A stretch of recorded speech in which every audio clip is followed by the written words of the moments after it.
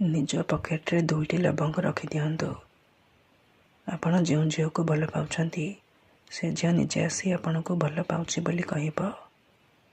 ହଁ ଦର୍ଶକ ବନ୍ଧୁ, ଆଜିର ଏହି ଭିଡ଼ିଓଟିରେ ମୁଁ ଆପଣଙ୍କୁ ଶିଖେଇବି ବିନା ମନ୍ତ୍ରତନ୍ତ୍ରରେ କେବଳ 2ଟି ଲବଙ୍ଗ ସାହାଯ୍ୟରେ ଝିଅ ପଟାଇବା ପାଇଁ ବଶୀକରଣ ବିଦ୍ୟା, ଯାହାକୁ ପ୍ରୟୋଗ କରି ଆପଣ ସୁନ୍ଦରୀରୁ ସୁନ୍ଦରୀ ଝିଅକୁ ମୁହୂର୍ତ୍ତକ ଭିତରେ ପଟାଇ ପାରିବେ।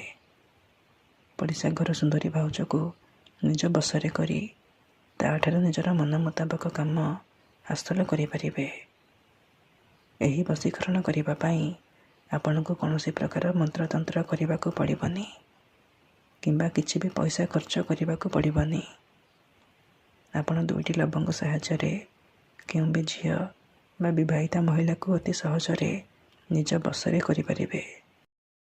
ହଁ ଦର୍ଶକ ବନ୍ଧୁ, ଯଦି ଆପଣ କେଉଁ ଝିଅକୁ ମନେ ମନେ ଭଲ ପାଉଛନ୍ତି କିନ୍ତୁ ଯେତେ ଚେଷ୍ଟା କଲେ ମଧ୍ୟ ତାକୁ ପଟାଇ ପାରୁନାହାନ୍ତି, ତାକୁ ନିଜର ମନ କଥା କହିବାକୁ ଡରୁଛନ୍ତି, ଆଉ ଆପଣ ଚାହୁଁଛନ୍ତି କି ସେ ଝିଅ ନିଜେ ଆସି ଆପଣଙ୍କୁ ଭଲ ପାଉଛି ବୋଲି କହୁ, ତେବେ ଆଜିର ଏହି ଭିଡ଼ିଓଟି ଆପଣଙ୍କର ଇଚ୍ଛାକୁ ପୂରଣ କରିବ। କାରଣ ଆଜିର ଏହି ଭିଡ଼ିଓଟିରେ ମୁଁ ଆପଣଙ୍କ ପାଇଁ ଆମର ତନ୍ତ୍ରଶାସ୍ତ୍ରରୁ 2ଟି ଲବଙ୍ଗର ଏମିତି ଏକ ସହଜ ଶକ୍ତିଶାଳୀ ବଶୀକରଣ ନେଇ ଆସିଛି, ଯାହାକୁ ପ୍ରୟୋଗ କରି ଆପଣ ନିଜ ପସନ୍ଦର ଝିଅକୁ ପଟାଇ ପାରିବେ। ପଡ଼ିଶା ଘର ସୁନ୍ଦରୀ ଭାଉଜକୁ ନିଜ ବଶରେ କରିପାରିବେ। ଆପଣ ଯାହା କହିବେ ସିଏ କରିବ, କୌଣସି ପ୍ରକାର ବାଧା ଦେବ ନାହିଁ। ନମସ୍କାର ଦର୍ଶକ ବନ୍ଧୁ, ଏସ୍ ମନ୍ତ୍ର ଚ୍ୟାନେଲରେ ଆପଣମାନଙ୍କୁ ସ୍ୱାଗତ। 2ଟି ଲବଙ୍ଗର ଏହି ବଶୀକରଣ ପ୍ରଚଣ୍ଡ ମହାଶକ୍ତିଶାଳୀ ବଶୀକରଣ। ଏହାର ପ୍ରୟୋଗ କେବେ ବି ଖାଲି ଯାଇନି, ତେଣୁ ଏହାକୁ ଆପଣ ଭାବିଚିନ୍ତି ପ୍ରୟୋଗ କରିବେ।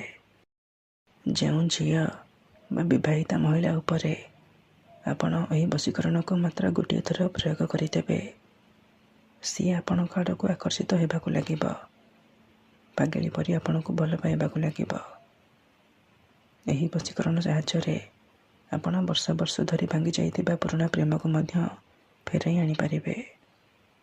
ଶାଶୁ, ନଣନ୍ଦ, ଦିଅର, ଭାଉଜ କାହାକୁ ବି ନିଜ ବଶରେ କରି ତାଠାରୁ ନିଜର ମନ ମୁତାବକ କାମ ହାସଲ କରିପାରିବେ।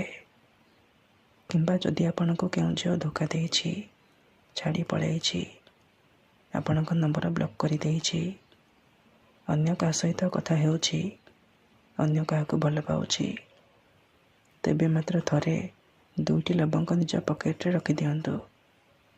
ଗ୍ୟାରେଣ୍ଟି ଦେଉଛି ସେ ଝିଅ ଯେତେ ଦୂରରେ ଥିଲେ ମଧ୍ୟ ନିଜେ ଆସି ଆପଣଙ୍କର ପାଦ ତଳେ ପଡ଼ିବ, ଆଉ ଆପଣଙ୍କୁ ଭଲ ପାଉଛି ବୋଲି କହିବ। ତେବେ ଏହି ବଶୀକରଣକୁ କେହି ବି ଅତି ସହଜରେ କରିପାରିବେ। ବିନା କୌଣସି ମନ୍ତ୍ରତନ୍ତ୍ର କରି କେବଳ 2ଟି ଲବଙ୍ଗ ସାହାଯ୍ୟରେ ଆପଣ ଏହି ବଶୀକରଣକୁ ଅତି ସହଜରେ କରିପାରିବେ। ଠିକ୍ ଅଛି, ତେବେ ଏହି ବଶୀକରଣ ବିଧିକୁ ଆପଣ କେବଳ ମଙ୍ଗଳବାର ଦିନ କରିବେ।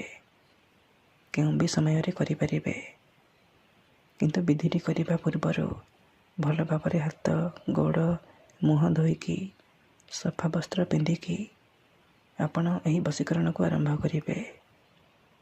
ମନେ ରଖନ୍ତୁ, ଏହି ବଶୀକରଣ କରିବା ପାଇଁ ଆପଣଙ୍କୁ କିଛି ସାମଗ୍ରୀ ଦରକାର, ଯେମିତିକି ଯେଉଁ ଝିଅ ବା ମହିଳାକୁ ଆପଣ ପଠାଇବାକୁ ଚାହୁଁଛନ୍ତି ତାହାର ଗୋଟିଏ ବାଳ ଆଣିବେ, ଆଉ ଆପଣ 2ଟା ଲବଙ୍ଗ ଆଣିବେ, ଆଉ ଅଳ୍ପ ଟିକେ ଲାଲ ସିନ୍ଦୁର ଆଣିବେ।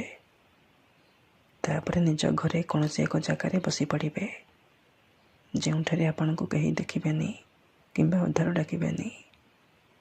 ତାପରେ ଯେଉଁ 2ଟା ଲବଙ୍ଗ ଆଣିଛନ୍ତି, ଗୋଟିଏ ଲବଙ୍ଗ ହାତରେ ଧରିବେ। ସେହି ଝିଅ ବା ମହିଳାର ନାମ 3 ଥର କହିବେ। ତାପରେ ସେ ଲବଙ୍ଗରେ ଫୁଙ୍କିଦେବେ।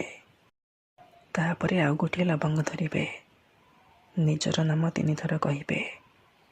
ତାପରେ ସେହି ଲବଙ୍ଗରେ ଫୁଙ୍କିଦେବେ। ଏତିକି କରିସାରିବା ପରେ ସେ 2ଟା ଲବଙ୍ଗକୁ ଏକାଠି କରିବେ, ଆଉ ଯେଉଁ ଝିଅର ବାଳ ଆଣିଛନ୍ତି ସେହି ବାଳକୁ 2ଟା ଯାକ ଲବଙ୍ଗରେ ଭଲ ଭାବରେ ଗୁଡ଼େଇକି ବାନ୍ଧିଦେବେ। ତାପରେ ସେ ଲବଙ୍ଗରେ ଭଲ ଭାବରେ ସିନ୍ଦୁର ଲଗାଇଦେବେ। ଏତିକି କରିସାରିବା ପରେ ଆଖି ବନ୍ଦ କରିକି ସେଇ ଝିଅ ବା ମହିଳାକୁ ମନେ ମନେ ଭାବିବେ। ଏମିତି ଭାବିବେ ଯେମିତି ସିଏ ଆପଣଙ୍କର ବଶରେ ହେଇଯାଇଛି ଆଉ ଆପଣଙ୍କର ସବୁ ଇଚ୍ଛା ପୂରଣ କରୁଛି। ଏହିପରି ଆପଣ ଭାବି ସାରିବା ପରେ ଆଖି ଖୋଲିବେ ଆଉ ସଙ୍ଗେ ସଙ୍ଗେ ସେ ଦୁଇଟା ଯାକ ଲବଙ୍ଗକୁ ଜାଳିଦେବେ। ଜାଳି ସାରିବା ପରେ ବାକି ଯାହା ବଳକା ଅଂଶ ରହିବ ଆପଣ କ'ଣ କରିବେ, ତାକୁ ନିଜ ପକେଟରେ କିମ୍ବା ମନି ପର୍ସରେ ରଖିଦେବେ। ଗ୍ୟାରେଣ୍ଟି ଦେଉଛି, ଯେମିତି ଆପଣ ଏପଟେ ଏହି ବିଧିକୁ କରିବେ, ସେ ଝିଅ ହେଉ ବା ବିବାହିତା ମହିଳା ଆପଣଙ୍କ ଆଡ଼କୁ ଆକର୍ଷିତ ହେବାକୁ ଲାଗିବ। ଧନ୍ୟବାଦ।